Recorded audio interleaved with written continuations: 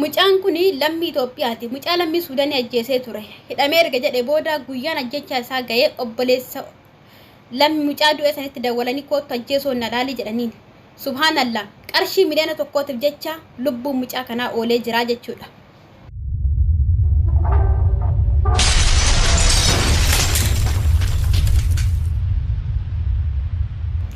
السلام عليكم ورحمة الله وبركاته. أشمار كفونا جرتو هردوسة في دعوة تسانتي وروشو هندك يسنو بكم جرتني في أكم جرتني تنجين كوسنا لك وجتة أكم سورة ترجتان كنا قويا هذا وايم جاكنا رسني دبتشو دبي كبدر في جرا وام جاكنا رجعي وان نموت هدو أجائب سي راجي تتأجل أولا يدعى رب الحمد لله رب العالمين وانتم دوا كوجي ربي على تنتاني قويا رب جدي على ملء guyyaa namni jedhe akka hin taane jechuudha. Murtiin bakki jirtu rabbi tokko jibira akka ta'e irraa waan hubadheerraa maaliif kana jechuun keessan hin afooga xumuraatti oo dhageeffattanii waa hundarraa hubachuu dandeessanii akkasuma namoonni hedduullee irraa haasa'aa hin jiran alhamdulillahi rabbil aalamiin hojii rabbii kana.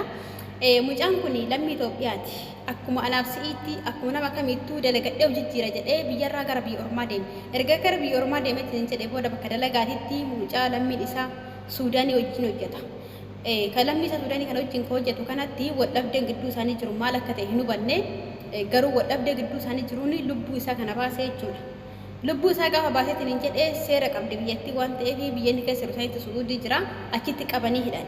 Erga qabaniitiin hidhanii booda akka namni tokko gaafa yakka raawwatu yookiin gaafa nama ajjeeseetiin hin jedhee namni nama ajjeesu illee waan ajjeefamuuf seera akkasiitu matan biyyi kamuu seera qabdi mitiire seera saniin wanta akkasiitu jira waan ta'eef iyyuu mucaan kun erga hidhamee ture booda murtiin isaa kan du'aa ga'ee jechuudha. Inni dura nama ajjeesee jira erga ajjeesee harka kennatee hidhamee booda isallee qaniin ajjechaa isaa ga'e. Gaafa guyyaan ajjechaa isaa ga'u kana maatii gurbicha Suudaanii kan du'e sanitti dawwalanii mucaa obboleessa keessan yookiin ilma keessan ajjeese kana ajjeesuun na koottaa obboleessa mucaa amrii ta'e kan Suudaanii kanatti dawwalan. Obboleessi mucaa Suudaanii kan amrii ta'e kuni namni obboleessa kiyya ajjeeseetiin hin jedhe har'a du'uu heda jedheen illee gara sanitti deemuudhaaf qophaa'ee manaa bahe. Wanna manaa ba'u akkuma nama kamittuu taaskii yookiin immoo makiinaa yaabbachuudhaaf osoo eeggatu makiinaa itti dhuftee jechuudha. Makiinaa san yaabbatee makiinaa san keessatti nama godha arge. Akkuma nama kamii namni walitti naasaa mitiire bakka tokkotti wal ga'ee yookiin bakka tokkotti wal arge konkolaataa irratti haa ta'uutii bakka karaa deemuutti haa ta'uutii bakka yaabbatitti bakka dhaabatutti namni kamuu walitti haasa'a. Akkuma nama kamiituttu jarri kun lamaa walitti haasa'an erga walitti haasa'anii wal baratanii booda obboleessi edda jennaan bara akkana obboleessi kiyya yeroo duraa du'eetiin ture nama tuna jala ajjeese namni akkana lammiin isaa Itoophiyaa tuna jala ajjeese har'a garuu nama isa ajjeese san firdiin du'aatti faradamee inni du'uudhaaf deemaa jira. Kanaaf hundatti dawwalanii koottu nama obboleessa kee ajjeese san kan yeroo dheeraadhaaf hidhamee ture san ajjeesoo na jedhanii na waamanii.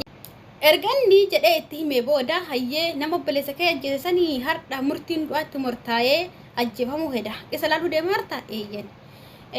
Osoo qarshiin miliyoona tokko sii kenname gurbaa kana nama obboleessa kee ajjeese kana du'arraa oolchisiin jedhanii hin oolchitaa jedheen. Eeyyan jechuufillee ta'ee ani baay'ee irraa hin beeku inni haadha warraa qaba haadha warraa isaatti dawwala gaafadhaa jedheen. Jennaan hayyee lakkoofsa warraa isiin haadha warraa isaa sannaa kenni jedhee lakkoofsa san irraa fudhatee haadha warraa mucaa Suudaanii kan du'e kanatti dawwalee guyyaa hadhaa namni abbaa warraa kan kee ajjeese kinoo ajjeefamuudhaaf deemaa jira. Obboleessa abbaa warraa keetillee isa laaluudhaaf deemaa jira. Akkanatti kanatti walitti dhufne qarshii miliyoona tokko osoo siif kenname nama kana du'arraa hin oolchitaayee jedhee gaafate. Isiinis haadha ilmaaniiti tariitii waan jettee waan murteessiteef hin beeku akka yaada kiyyaatti ilmaan kun waan ittiin guddifattus ta'uu danda'a. Waa yaadda filee yaaduu danda'a. Wanti kun immoo maallaqni ishee taana.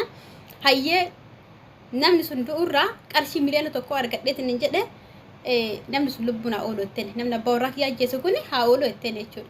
Hayyee jedhaniini namichi kun silkii isirraa gaccufatee hiriyyaa isaatu jira. Haftaamidha nama kayrii dalagatuudhaan beekamu isarratti dawwalee guyyaa har'aa kana nama akkana nama ajjeese amma garuu du'uudhaaf deemaa jira. Maallaqa miliyoona tokko yoo arganneetiin hin jenne nama abbaa warraa kiyya ajjeese kana jette haa ta'urrallee nama obboleessa kiyya ajjeeseetiin hin jedhe obboleessi kiyyallee lubbuun isaa akka hin baane maallaqa kana oolchuu hin dandeenye jedhamee jira. Maallaqa kana kafaltee kayrii dalagatuu barbaaddaadhe. Yaaboo anuyyuu kan xaarufuyyuu kanaa miti jedhee yooma san akkaawuntii na ergaadhe osoo mucaan hin du'in osoo obboleessi mucaa jalaa du'e kunillee bakka san hin gayini maallaqni miliyoona tokko akkaawuntii warraatti irratti galee warratti faradu isaa irratti illee dawwalamee mucaan sun du'arraa oolee jechuudha. Subhaanallah. Namni faradee fi namni murteessee fi murtiin ta'u tokko hin jiru. Firdiin guyyallee yoo rabbiin biraa dhumate malee firdillee yoo rabbi biraa dhufe malee wanti hundi wanta ta'u akka hin jirre asirraa hubannaa jechuudha. Kana qofaayyuu miti. Ilaalamee as keessatti waa meeqa hubattan waa meeqa argitan dubbii kana keessatti jechuudha. Namni yeroo baay'ee yoo waa gochuuf lafaa kaanullee yoo waan kamuu karoorsinullee wanti tokko yoo nu harka dhaabateetiin jedha akka waan fedhii kennan ta'uutti ilaalla. Garuu wanti hunduu fedhii rabbii malee jecha rabbii malee akka rabbi jedhetti malee wanti tokkollee hin jiru jechuudha. Kana qofaayyuu miti. Mucaa kana namni sun du'ee jira du'arraa hin deebi'u garuu mootuyyuu haga lubbuu isaa baasan innis dogongoraan ta'uu danda'a garuu akka ajjeesan hin beeku akka yaada kiyyatti dogongoree namni tokko gaafa waan tokko raawwateetiin hin jedhe osoo rabbumaa jedhanii inni ajjeesa fadhan ajjeesnu jedhaniitiin hin dhiisanillee dhiisuu danda'anii jechuudha rabbiin bira jazaa hima argatanii kana qofaa miti qaallicha maallaqa miliyoona tokko baasee lubbuu mucaa kanaa oolche kun fira isaa miti isa hin beeku ka Suudaanii hin beeku nama tokko hin beeku garuu rabbumatu wakiila mucaa kana gochuudha lubbuu mucaa kana baasuu bira darbee mootuyyuu namoonni hedduun Liibiyaatti karakkataa jiran Suudaanitti karakkataa jiran mana hidhaa keessatti dhibamanii karakkataa jiran kamaatiin irraa du'eetiin hin jedhe kadhatamee fi maallaqni warwaatamee fi maallaqni kun bakka meeqarraa walitti qabamee guyyaa meeqa Liibii seenamee guyyaa meeqa wiccuun afamee kararratti kadhatullee kadhatameetiyyuu kan hin argamne miliyoona tokko miti qarshiin 10 kadhaa meeqanuyyuu kan hin dhufne subhaanallah daqiiqaa takka keessatti jecha takkitti mucaa kana qarshiin miliyoona tokko argamee jechuudha subhaanallah ilaalamee hojii rabbii kana wallaahi hojii rabbii kana nuti ofirratti hin beekne malee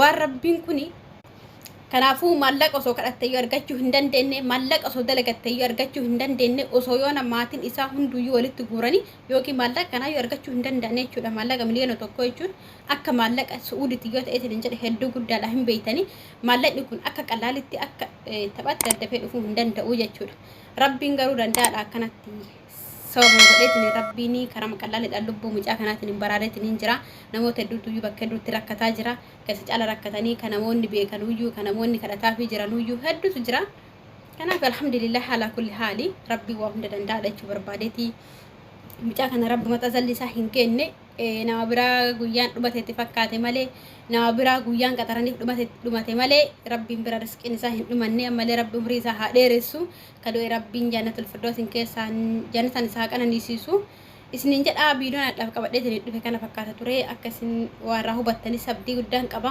warroonni viidiyoon kun isin gammachiisa sheer gochuun dagatina akkasuma immoo laayikii godhaa chaayinaala kanaaf yoo haaraa taatan immoo maatii ta'uudhaani viidiyoon guyyaa tan gallakkisu yeroo baay'ee waa'ee fayyaa waa'ee bareedinaa akkasuma immoo waa'ee furdina irratti waan hojjedhuu fi viidiyoon guyyaa gallakkisu akkasin bira gahuu mallattoo oolis irratti tokko hin dagatina isin jedha hordoftoota kiyya qaqqaalii turtii gaarii isin haa ta'u hanga viidiyoo biraatti walitti deebinutti iyyuu assalaamu alaykum warahmatullahi wabarakaatuh